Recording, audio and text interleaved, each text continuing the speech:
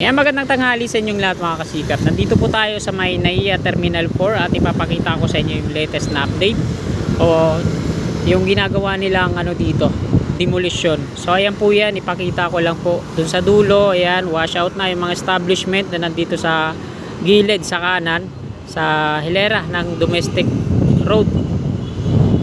So ayan, pinapakita ko po sa inyo. Pati yung domestic passenger terminal dito wala na rin Diyan nakalagay yan. Sa ngayon wala na.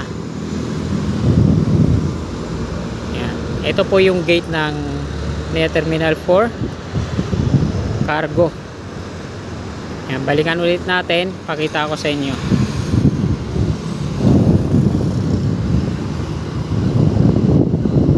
Zoom in natin para makita nyo dun sa dulo. Ayan yung NAIA Expressway. So ayan mga kasikap, hanggang dito lang. Kung nagustuhan nyo tong update natin, palike naman po at follow. Salamat, God bless.